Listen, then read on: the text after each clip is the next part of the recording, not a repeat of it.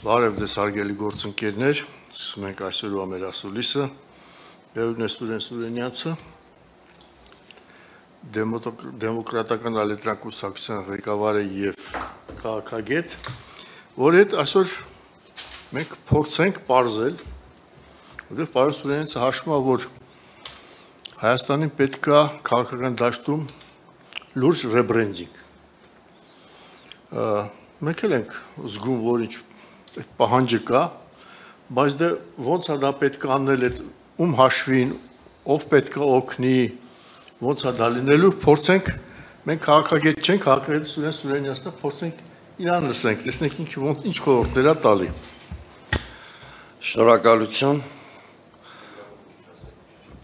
Շնորհակալություն, իդեպ կոնկրետ փաստի վրա է ես նման եզրակացության եկել, ընդհանրապես քաղաքականության մեջ process-ները օրինաչափ են լինում եւ շատ քիչ դեպքեր են լինում, երբ որ միայն սուբյեկտիվ բաղադրիչ են ունենում գործընթացները։ Մենք տեսնում ենք հիմա երկու խորհրդարանական խմբակցությունների կամ երկրորդ եւ երրորդ նախագահների թիմերի միջև բանավեճ, դա հերակա բանավեճ է, եւ այդ բանավեճը շատ բուրըն ձևով ծավալվում է այս օրերին, ընդհանրապես իրադարձությունների մեջ կան եւ դրական եւ բացասական ենթատեքստեր։ Հայաստան եւ պատիվ ունեմ խմբակցությունների այդ բանավեճը արդյոք է նաեւ նրան, որ մոտենում ենք ընտրական նոր ցիկլին։ Իսկ ընտրական նոր ցիկլերը ենթադրում են քաղաքական վերափոխումներ ամբողջ համակարգում։ Այդ վեճերից ինչ եզրակացության կարող ենք գալ։ Առաջին այդ վեճերի մասին է, որ այս խորհրդանում իրական ռեժիմում, եթե ֆորս մաժորներ չլինեն, մենք իմպիչմենտի գործընթաց չենք տեսնի։ Որտեւ ակնհայտորեն այդ խորհրդարանական ընդդիմությունը պիտի ամբողջությամբ համախմբված լիներ, նույնիսկ այդ պարագայում շատ վիճահարույց էր իմպիչմենտի գործընթացը, եթե չկա փողոց, եթե չկա քաղաքական այլընտրանքային ծրագիր։ Եվ այս առումով այդ հակադրությունը հենց այն մասին է, որ իմպիչմենտի գործընթացի հեռանկարը գրեթե թաղվում է մշուշում։ Ընդհանրապես մեզանում քաղաքական դաշտում մի քիչ սխալ պատկերացումներ կա քաղաքական մոդելավորման մասին։ Impeachment Հայաստանի տիպի երկրներում հնարավոր է, եթե կա ակտիվ փողոց, որը ճաքեր է առաջացնում իշխանության ներսում։ Եթե այդ ակտիվ փողոցը չկա, դժվար է պատկերացնել, որ իշխանությունը, որը բուրգի սկզբունքով է գործում, ուղղահայաց բուրգի, ներսում ճաքեր կունենա։ Այն ասած դվարցովը պերևարոտներ են դնում։ Նույն դա impeachment-ի կապ չունի, հա ճիշտ։ Ակտիվ փողոցի համար էլ պետքա քաղաքական այլընտրանքային ծրագիր։ Այսինքն դու պիտի հասարակությանը ոչ միայն կարողանաս փողոցներում հավաքել, այլ պահել։ Պահելու համար ուրա հայրենասիրական ճառերը, կարգախոսները, անիրական խոստումները լավ ճանապարհ չեն։ Դու պիտի կարողանաս շատ իրական ծրագիր ներկայացնես, շատ ավելի կոնկրետ վաղվա Հայաստանի տեսլական է, որպեսզի կարողանաս հասարակությանը մոբիլիզացնես։ Հակառակ բaragայում օրինակ Բագրատ Սրբազանի շարժումը կհաջողեր։ Բայց մենք չկար հենց այդ ծրագիրը։ Կար փողոց ակտիվ, բայց չկար այդ ծրագիրը եւ աստիճանաբար շարժումը գնաց մարման։ Հիմա այս բաղադրիչը քանի որ պակաս է, սա բերեց նաեւ խորհրդարանական խմբակցությունների այս վեճին եւ իմպիչմենտի հնարավորությունը ըստ էության փոշիացավ։ Մյուս կողմից երկրորդ եւ երրորդ նախագահների թիմերի տարանջատումները դրական էֆեկտ կարող է ունենալ այն իմաստով, որ 2021 թվականի խորհրդարանական ընտրությունների մոդելի կրկնությունը հույս կա, որ չի լինի։ Այսինքն շատ մեծ հավանականություն կա, որ իշխանության կողմից խրախուսվող ներկա նախկին այդ հին ու նոր այդ բանի անտագոնիզմի վրա կառուցված սև ու սպիտակ մոդելը չի լինի եւ հնարավոր կլինի առաջիկա 1 տարում ձևավորել քաղաքական այնպիսի այլընտրանք, որը որակապես կփոխի քաղաքական համակարգի այցեքարտը, այս ռեբրենդինգ, որ ես ասում եմ, հենց սա է նկատի ունեմ։ Հիմա օրինակ, եթե ավելի անկեղծ խոսենք, օրինակ դեմոկրատական այլընտրանք կուսակցությունը 3-4 այլ կուսակցությունների խորհրդակցությունների մեջ է, իհարկե ես հիմա անուններ չեմ նշելու, որովհետև դիվանագիտության մեջ դա տարածել է նաև ներքաղաքական կյանքի վրա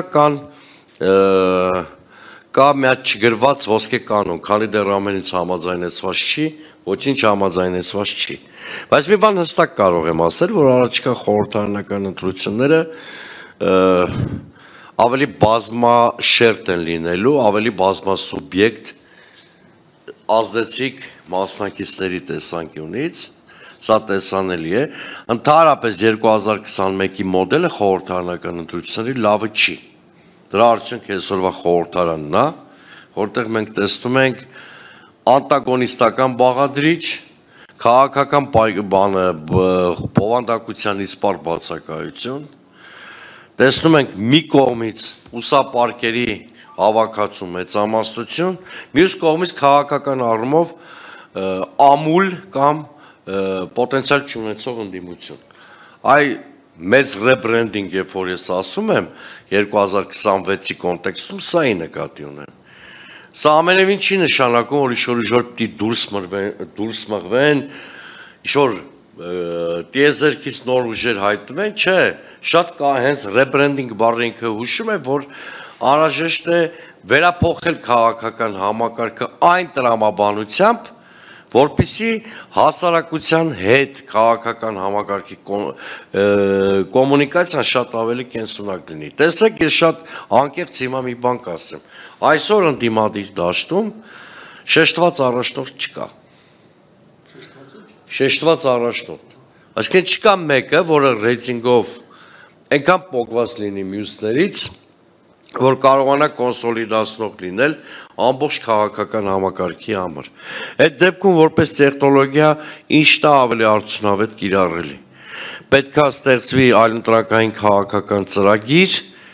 գաղափարներ, արդյունավետ հարթակ եւ այդ ամեն ինչը դառնա կոնսոլիդացնող։ Եթե առաջնորդը կոնսոլիդացնող չի, կոնսոլիդացնող պիտի դառնա ծրագրերն ու գաղափարները։ Սա շուրջ կարող է տեղի ունենալ արդյունավետ միավորումը, եթե իհարկե մենք չենք ուզում 2021 թվականի սխալը կրկնենք, որովհետև 2026-ին մեխանիկական 2021-ը չէր կարող կրկնվել, շատ ավելի այլ տրանսֆորմացիաներ ունենալու, ինչը երկիրը կկանգնեցնի ավելի լուրջ խնդիրների առաջ։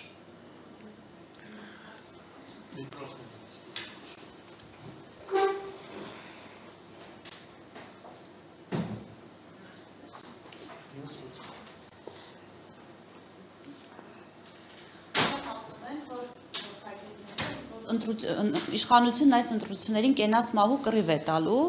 հայտնի պատճառներով, արդյոք դուք հավանական եք համարում իշխանության փոփոխություն ընտրությունների միջոցով եւ ինչ հանգամանքներում, ինչ պիտի ապահովի դրա համար, իսկ եթե չէ, ինչ կլինի։ Շնորհակալություն հարցի համար։ Եկեք ես ձեր հարցին տարողունակ ու բազմաշերտ պատասխան տամ։ Իշխանափոխության մի քանի լեգալ մեխանիզմներ կան, որ նկարագրված են մեր սահմանադրության մեջ։ Փորձենք քննարկել բոլորը։ Առաջինը դա հեղափոխական ճանապարհն է։ Անցած 5 տարիներում մի քանի անգամ այդ ճանապարհը փորձվել է, ինչպես տեսանք, հաջողություն չի ունեցել։ Հաջողություն չի ունեցել մի շարք պատճառներով։ Առաջինը շատ օբյեկտիվ պատճառ է,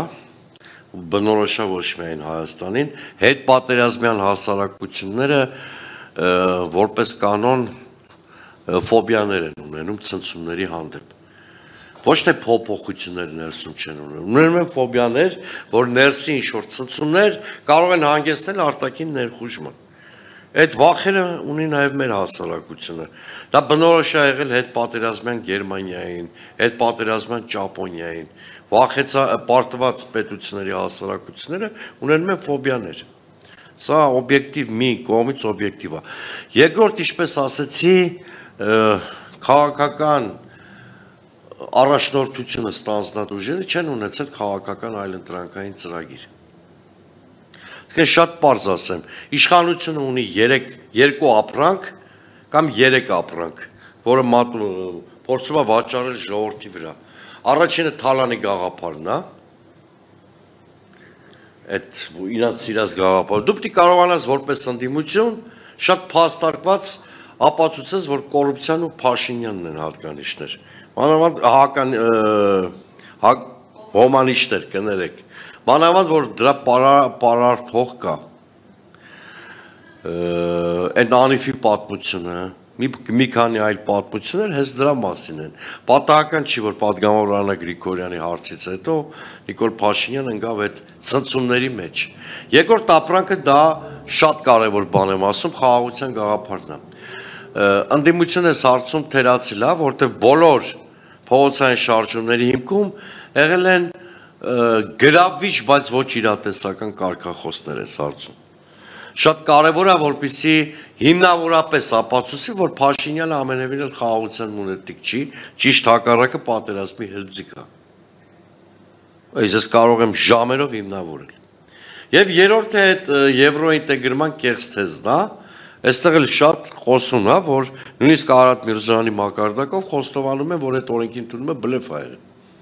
Հիշում եք Միրզոյանի այդ Լավրովի այդ համատեղ ասուլիսի ընթացքում նա ասում էր հայտ չենք ներկայացրել, նման հարց չկա, ԵԱՏՄ-ից դուրս գալու օրակարգ չկա եւ այլն։ Բայց այս որպեսի այս պայմանական ապրանքների իշխանության ձեռից մենք վերցնենք, պետք է շատ խորքային եւ փաստարկված հակաթեզեր ունենանք։ Սա մեկ, ուրեմն հեղափոխական ճանապարհը չի հաջողել, ասեցի 2 պատճառով, օբյեկտիվ այդ հետպատերազմյան ֆոբիաներն եւ ընդդիմության անընդունակությունը։ Երկրորդ ճանապարհը հիմա փորձարկվում է, դա իմպիչմենտի ճանապարհն է, արդեն կարծիքս ասեցի, ես գաղափարին կողմ լինելով դրա ռեալիզացիայի հնարավորություն գրեթե չեմ տեսնում։ Երրորդը արտահերթ ընտրությունների պահանջներ, այդ մենք բաց թողեցինք, ակնհայտորեն սրբազան շարժման ժամանակ, եթե սլակները կամ քաղաքական ակցենտները ճիշտ դրվեին, անցած տարի մենք կարող ենք ունենալ նման հնարավորություն եւ վերջապես 4-րդ ընտրություններն են։ Ես բացարձակապես այն կարծիքին չեմ, որ ընտրություններով հնարավոր չէ իշխանություն փոխել։ Միանգամայն հնարավոր է ընտրություններով իշխանություն փոխել, ավելին կհամարձակվեմ, այս դեպքում արդեն ոչ թե որպես քաղաքական գործիչ, այլ որպես պատմաբան քաղաքագետ պնդել, որ պոպուլիստական իշխանությունների համար աքիլեսյան գարշապարը հենց ընտրություններն են։ Այսինքն ընտրությունները Նիկոլ Փաշինյանի համար ամենախոցելի միջավայրն են, որովհետև ընտրությունները ընդդիմությանը դրսևորվելու բացառիկ առիթ են տալիս, նաև նոր ուժերի։ Նաև իշխանությունը չի կարողանում միակողմանը իր մանիպուլյացիաները շրջանառու դարձնել, օպերատիվ ռեժիմով, եթե ունես արդյունավետ ծրագիրի խոսույթ, կարող ես ուղղակի ջարդել այդ թեզերը։ Ես ուզում եմ հիշեցնել, որ հայկական առաջին իրական կամ միակ հեղափոխության, որտեղ ես 2018-ին ամենայնիվ հեղափոխություն չեմ համարում, իրական հայկական հեղափոխությունը տեղի ունեցել հենց ընտրությունների միջոցով, ես խոսում եմ 1988-90 թվականների շարժման մասին, փողոցում ըստ էության ձևավորեց երկիշխանություն, այսպես շատ համազգային շարժում էր, բայց հայոց համազգային շարժումը հաղթել է 1990 թվականի գերագույն խորհրդի ընտրություններում սովետական միության օրենսդրությամբ։ Այսինքն փոփոխությունները տեղի են ունեցել ընտրությունների ճանապարհով։ Սա մեկ։ Երկրորդը, ես ուզում եմ հիշեցնել Վրաստանի պատմությունը 2012-13 թվերի, երբ որ հայտնվեց մեկը Բիձինա Իվանիշվիլին, որը միավորման կոնսոլիդացիայի արդյունավետ ինստիտուցիոնալ եւ արժեքային բանաձևեր առաջարկեց եւ շատ բնավորությամբ նման Փաշինյանի իշխանությանը, Միխայել Սաակաշվիլի իշխանությունը չկարողացավ դիմանալ այդ բանին։ Եվ կա երրորդ օրինակը։ Մեր կուսակցությունը օրինակ թիմերին շատ ակտիվ մասնակցության փորձ ունի։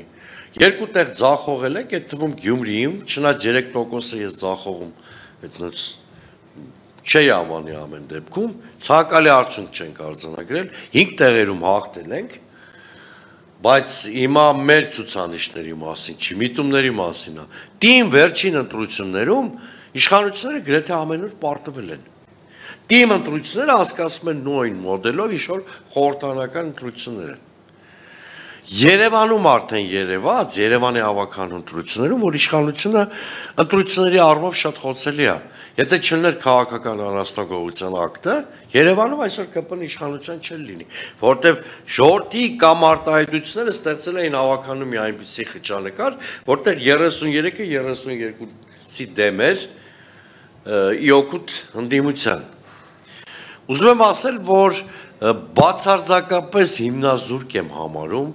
ընդդիմադիր ճամբարից հնչող այն գնահատականները, որ ընտրությունների ճանապարհով հնարավոր չի փոխել իշխանություն։ Միանգամայն հնարավոր է փոխել իշխանություն, եւ ես 2026-ին ճիշտ ասած շատ փոքր եմ համարում իշխանության վերարտադրության շանսը։ Մյուս կողմից, եթե արդյունավետ ընդդիմադիր հարթակ չստեղծեցինք, իշխանությունը կարող է վերարտադրվել։ Ինչ? Դա կնշանակի, որ Արևմտյան Ադրբեջանի կոնցեպտը հաղթում է։ Դա կնշանակի Հայաստանի պետականության կոլապս։ Այդ կարող է շատ միակտի ձևով մենք չտեսնենք, բայց բովանդակային առումով հիմա էլ ենք մենք այդ ռեժիմում ապրում։ Պետականությունը հիմա, գիտեք, բովանդակը զրկվում է։ Այսօր սա ենք կորցնում, այսօր, բայց այս իշխանությունը նոր ընտրական ցիկլին մոտենում է Հայաստանի քաղաքական եւ քաղաքակրթական ինքնության դեմ պատերազմ հայտարարելով։ Օրինակ նայեք ցեղասպանության հարցում զարգացում են Թուրքիայի ժխտողական թեզերը, որոնք անցած տարի 60-70-ականներից Թուրքիան շրջանառության մեջ է դրել։ Մայիսինի խորհուրդը, Մայիսինը նույնպես չէ, մեր քաղաքակրթական ինքնության մասը։ Մենք հասանք մի հատ ողբերգության, երբ որ Հայաստանում պետական մակարդակով խրախուսվեցին բանդերական Ուկրաինայի թեզերը նացիստական Գերմանիայի մասին։ Սա ողբերգություն է։ Մենք գիտենք, որ պայքարը տարվում անկախության հռչակագրի դեմ, ընդհանրապես այն ամեն ինչի դեմ, ինչը կապ ուներ կամ կապ ունեցել Ղարաբաղյան շարժման հետ։ Այդ բոլոր ձեռքբերումները սրբագրվում են։ Առաջիկա ընտրությունները ինչքան էլ իրենք էլեկտորալ են, ներքաղաքական են, իրենց մեջ ունեն նաև ազգային ինքնության հետ առնչվող հարցերի բաղադրիչ։ Եթե ավելի պատկերավոր ասեմ, մենք գնում ենք հանրաքվեի քվեաթերթիկի վրա երկու պատասխան է՝ Հայաստանի Հանրապետություն եւ ադրբեջանական ենթապետություն կամ Արևմտյան Ադրբեջան։ Հիմա մեր հասարակությունը այս գիտակցությամբ պիտի գնա ընտրությունների, բայց ես ելի եմ կրկնում, ես շանս տեսնում եմ, որ ընտրությունների ճանապարհով Հայաստանի Հանրապետությունն է հաղթելու։ Ձեր կոչը հետևած ընդդիմադիր գործիչներին։ Գիտեք, ես ռեալիստ եմ, երբեք հնարավոր չեմ համարել 30 տարվա կենսագրություն գրեթե քաղաքական ունեմ, երբեք իրատեսական չեմ համարել ընդդիմադիր բոլոր ուժերի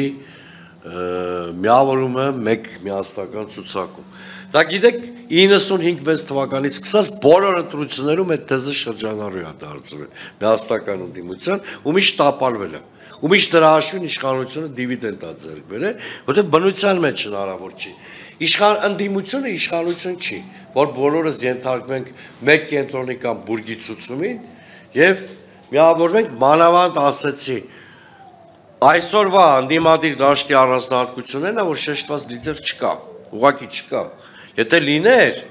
մենք ունեցել ենք չէ ընդդիմադիր շարժումներ, որ շեշտված լիդեր են ունեցել։ 2008 Լևոն Տեր-Պետրոսյան, 2003 Ստեփան Դեմիրճյան եւ այլն։ 96 Վազգեն Մանուկյան, այսինքն դեպքեր եղել է, որ շեշտված ընդդիմադիր լիդեր եղել է։ Հիմա չկա, դե հետևաբար ես կարևորում եմ, որպեսզի ընդդիմադիրները ընտրություններին մասնակցեն 3-4 կայացած կենտրոններով, դրա այդքան կենտրոնի բևեռի հնարավորություն ես տեսնում եմ։ Սա ամենևին չի փոշիացնի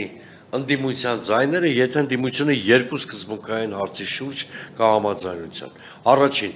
գոտկատեղից ներքև իրար չհարվածելու, ինչի նշանները ցավոք սրտի այսօր կա, տեսնում ենք։ Եվ երկրորդը բացառել որևէ համագործակցություն ԿՊ-ի հետ։ Ես Գյումրիի վերջին ընտրությունների, որպես Գյումրիի վերջին ընտրությունների շատ ակտիվ մասնակից, ասեմ, որ Գյումրիում ընդդիմության հաջողություններից մեկի բանալին էդ էր։ Անկախ են հանգամանքից, որ օրինակ ես Վարդան Ղուկասյանին իդեալական տեխնացու ընդդիմության չեմ համարում, անկախ են բանից, որ ընդդիմադիր այդ 6 ուժերը իրար հետ ունեն, տարբեր հակասություններ, այդ թվում անհաղթահարելի, բայց մի չգրված համաձայնության մենք եկանք, որ իրար չենք խփելու եւ ամեն կերպ խոչընդոտելու են ԿՊ իշխանության հաստատումը Գյումրիում։ Այդ աշխատեց։ Դա կարա շատ հանգիստ աշխատի նաեւ համապետական մակարդակում, մանավանդ որ ժամանակակից քաղաքագիտությունը տվել է քաղաքական կոնսենսուսի հասնելու բոլոր բանաձևերը։ Հեծանի որին էլ պետք չի։ Օրինակ առավել շատ ձայներ ստացած ընդդիմադիր ուժը պիտի դառնա կոնսոլիդացիոն առանցք կոալիցիոն հուշագիր առաջարկի ընդդիմադիր ավելի սակավ ձայներ ստացած ուժերին։ Օրինակ չի կարելի գնալ ընտրությունների արմատական ընդդիմադիր կեցվածք ունենալով ԿՊ-ի հանդեպ, հետո հայտնվել ԿՊ-ի գրկում։ Այս սկզբունքներն ու կանոնները եթե պահպանվեն, մնացած ամեն ինչ նորմալ կլինի։ Պարզապես Փաշինյանի իշխանության մասին նաև ասում են, որ իզմեր չունեցող իշխանություն է, հա, օրինակ քաղաքագիտական, տիեզերական, չգիտեմ, որևէ կանոնների իրենց գործողությունները չեն ենթարկվում, համահունչ չեն, այդ տրամաբանությունից դուրս են, արդյոք դուք կարծում եք, որ քաղաքագիտական, այդ թվում տրամաբանական, այդ թվում ակադեմիական որևէ ուղենիշներով հնարավոր է իզմեր չունեցող իշխանության դեմ դուրս գալ պայքարի։ Նախ այդ իզմեր չունենալու մասին հենց ինքը Նիկոլ Փաշինյանն է հայտարարել 2019 թվականի համագումարում։ Իրանք երբեք Նիկոլ Փաշինյանը ինքը եւ իր խումբը ընդհանրապես երբեք էլ իզմեր չեն ունեցել։ Երբեք։ Ըստ կոնյունկտուրայի նրանք իրենց դիրքորոշումները փոխել են։ Օրինակ իրանք սանձարձակ լիբերալներ են, գլոբալիստական արևմուտքի տեղական մետաստազներ, հա, բայց որոշ հարցերում մենք տեսնում ենք ինչպես է պետությունը թաթերը խոթում ամեն տեղ։ Չէ, մենք այդ դրսևորումներն ենք տեսնում։ Ավելին կարող հասնի այդ լիբերալների գործիչներից մեկը կարող հասնի մոլագարության։ Օրինակ ես առաջին անգամ եմ երրորդ հանրապետության պատմության մեջ տեսնում, որ ուղիղ եթերում պետության երկրորդ դեմք ազգային ժողովի նախագահ քաղաքացու փնտրի։ Մոտավորապես աչոտ ուզելու այդ տրամաբանության մեջ։ Հիշում եք, չէ՞, Նրդեի պատմությունը են մեքենաները, որ տրակել էին, Ալեն Սիմոնյանը մի հատ տիկնոջ էր փնտրում, համարյա լայվով, ուղիղ միացման ռեժիմով։ Արտաքին քաղաքականության մեջ իրանց մոտ նույն պատկերն է։ Իհարկե, մի բան ասեմ, Նիկոլ Փաշինյանը իսկապես ուզեցել է երկրի ստրատեգիական կողմնորոշումը փոխի եւ հիմա էլ ուզում։ Իսկ ռուսական ուղեցրից երկիրը դուրս բերելու անակ ցանկություն ունի, դա կստացվի, չի ստացվի այլ հարց է։ Այդ ընթացքում մենք այնքան վթարների ենք արդեն հանդիպել, որ ես խիստ կասկածում եմ, որ մենք կարող ենք անվնաս տեղ հասնել, եթե սարկածախնդրությունը շարունակվի։ Այնուամենայնիվ ես նկատեմ, որ 21 թվին նա մարդ էր, որ Պուտինի նկարի առաջ աղոթելով վերարտադրեց իշխանությունը, 21-ի հուլիսին։ 21-ի դեկտեմբերին արդեն թռել էր Միշելի գիրկը, Եվրախորհրդի այն ժամանակվա նախագահի։ Բայց դուք իզուր եք կարծում, որ իզմեր չունեցող իշխանությունները շատ ամուր են լինում։ Հակառակը, երբ որ իզմեր չի լինում, այսինքն իզմերը ինչ են, եկեք ճիշտ հասկանանք։ Արտաքին քաղաքականության եւ ներքին քաղաքականությունը վերաբերող արժեքներ, որոնք միավորում են որևէ խմբակի, ճիշտ է։ Խմբակ բացասական իմաստով չէ, խմբի, որի անունը կուսակցություն է։ Հիմա եթե իզմեր չի լինում, նշանակում է արժեքներ ու գաղափարներ չկան, որ այդ մարկանց կոնսոլիդացնում են։ Նշանակում է այդ մարկանց կոնսոլիդացումը բացառապես Նիկոլ Փաշինյանի գործոնը, չէ՞։ Դուք ձեր հարցին համարյա պատասխանեցիք։ Ինչքան Նիկոլ Փաշինյանի վարկանիշը գահավիժի, այնքան կոնսոլիդացնող ֆակտորները իշխանության ներսում թուլանալու են։ Հիմա կարաք ինձ հակադարձեք ու ճիշտ կանեք, ասեք, բա լապամանը։ Լապամանն էլ է կոնսոլիդացնող, շատ կարևոր գործոն։ Բայց լապամանը Հայաստանի պարագայում շատ փոքր է լինում, ավելի շուտ մենք ոչ թե լապամանն ենք տեսնում, այլ դրա շուրջ ծավալվող գզվրտոց։ Հետևաբար այդ իզմեր չունենալը շատ դեպքերում ու շատ հաճախ բերում է նման տիպի իշխանությունների ճգնաժամի։ Հիմա որպեսզի շատ հիմնազոր չնի ասածս, վերցրեք նայեք այս փողով բանակից ազատվելու այդ ամոթաբեր օրինագծի շուրջ զարգացող իրադարձությունները։ Մի պատգամավոր, որ ավելի շատ ասոցիացում է ոչ թե քաղաքականության, այլ շշի հետ, բերեց այդ օրինագիծը շատ արագ արժանացավ կառավարության համաձայնությանը, բայց ինչ տեղի ունեցավ։ Մնա դրան հաջորդած 2-3 օրերին մենք տեսանք, որ իշխանության ներսում ինչ-որ խմորումներ եղավ, երեք անհասկանալի պատճառով նիստը հետաձգվեց։ Եթե նման օրենքների հարցում են արդեն խնդիրներ առաջանում, ավելի սկզբունքային հարցերում խնդիրներ կառաջանան։ Հիմա տեսեք ինչ խայտարակ զարգացումներ են տեղի ունենալու, երբ որ ԿՊ նոր վարչություն ընտրվի, այս աշտանը։ Հետո նախընտրական ցուցակ ճարեն։ Իզմեր չունենալը Նիկոլ Փաշինյանին օգնեց սանձարձակ ու ցինիկ լինել, երբ որ վարկանիշը բարձր էր։ Իզմեր չունենալը դառնալու է Նիկոլ Փաշինյանի ողբերգությունը, երբ որ նա զրկվի իշխանությունից, որտեղ հակակոռուպցիոն կոմիտեի ու քննչական կոմիտեի մոտ իր թիմակիցները հերթեր են կազմելու, թե ով առաջինի ցուցմունք կտա նրա դեմ։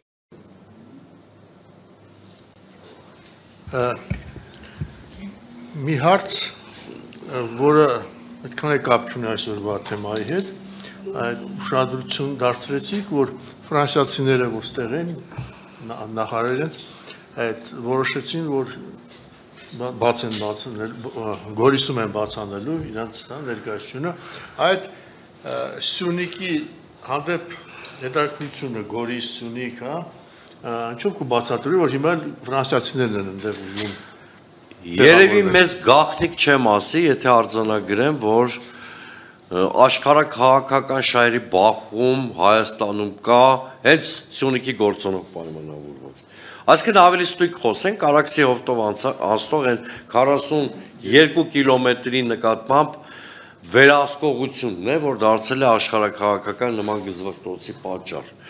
Ինչպես գիտեք, այդ հարցը նոյեմբերի 9-ի փաստաթղթով շատ որոշակի կարգավորում ուներ, որը ամենապակաս, ամենաքիչ ռիսկայինն էր Հայաստանի համար, ես ասել եմ այդ մասին ու մնում եմ այդ կարծիքին, աշխարհաքաղաքական մյուս կենտրոնները, այդ թվում Ֆրանսիան ու Եվրամիությունը իրենց պատկերացումներ ունեն այդ 42 կիլոմետրի վերահսկողության մասին, նա խափան ճանապարհից են խոսում, հիշեցնեմ, որ Սամարղանդում մոտ 2 ամիս առաջ Ուրսուլա ֆոն դեր Լայենը խոսում էր միջին միջանցքի կամ տրանսկասպիան նախագծի մասին, որի բաղադրիչն է նաև կամ դրա մի մասն է նաև Զանգեզուրի միջանցքը, այսինքն հենց դրանով էլ պայմանավոր է։ Բոլորը փորձում են իրենց ուժերը, ռեսուրսները կոնսոլիդացնել, ներկայություն ուժեղացնել Սյունիքում, դա մի կողմից իհարկե մեծացնում աշխարհաքաղաքական լարվածությունը, բայց մյուս կողմից էլ եթե խելոք իշխանություն ու հայկական օրակարգ ունենանք, դա նպաստում է Սյունիքի եւ ընդհանրապես Հայաստանի անվտանգության ռեսուրսի մեծացման։ Այսինքն նայած ինչպիսի իշխանություն ունես եւ նայած կարողանում ես օգտվել թե ոչ այդ վիճակից։ Մի հարց էլ օրինակ բերեցիք Բիձինա Իվանիշվիլի հայտնությունը, հա, որ այդ պայքարը այն ժամանակ Սաակաշվիլին ընտրությունների ժամանակ ընդհանրապես այդ քաղաքական թողոբոհի մեջ Բիձինա Իվանիշվիլը բացի դրանից որ լիդեր էր, նա ուներ մեծ ֆինանսական ռեսուրսներ, սպարզ է, չէ, որ ֆինանսական ռեսուրսներ եւ ուրիշ ռեսուրսներ, որ պետքա դու ցանց ունենաս ամբողջ հանրապետությունում, տեղամասեր եւ այլ մարդկային ռեսուրսներ, օպոզիցիան, եթե մի կողմ դնենք երկրորդ, երրորդ նախագահի թիմերը, տիրապետում այդպես ուժի։ Գիտեք, դրա համար է շատ կարևորեցի կոնսոլիդացիայի գործոնը, առանձին վերցրած որևէ կուսակցություն այդ խնդիրը լուծել չի կարող։ Ոչ միայն ֆինանսական, այլ նաև կադրային ռեսուրսի պատճառով։ Հիմա դրա համար ես ասացի, որ շատ կարևորում եմ 3-4 ընդդիմադիր բևեռների ձևավորումը, որտեվ եթե 3-4 ընդդիմադիր բևեռներ ձևավորվեն, ազդեցիկ, մարդկային, ֆինանսական, կազմակերպչական, քաղաքական ռեսուրսների մեկտեղումը կարող է լուծել այդ ձեր ասած խնդիրը։ Եթե դրանք գումարենք, որ այդ 3-4 բլոկներն էլ իրար հետ են պայմանավորվում, իրար չխփելու եւ ԿՊ-ին մերժելու հարցում, ապա ստացվում է, որ ընդդիմությունը կարող է շուրջ 2000-ին հասնող տեղամասերում վերահսկողություն իրականացնել, իսկ դրանից առաջ արդյունավետ քարոզարշավ տանել։ Իհարկե մեր տիպի կուսակցությունների մոտ ռեսուրսների պակաս միշտ կա, բայց մենք ու մեր պոտենցիալ գործընկերները այդ խնդիրը կարծում եմ կարող ենք լուծել, որտեղ ամեն մեկս մի ռեսուրս ունի, դրանց արդյունավետ մեկտեղումը կամ համադրումը կարող է բերել ցանկալի արդյունքի։ Եվ շնորհակալություն, ոնց որ հարցերը սպառվել են։ Ես էլ եմ շնորհակալ։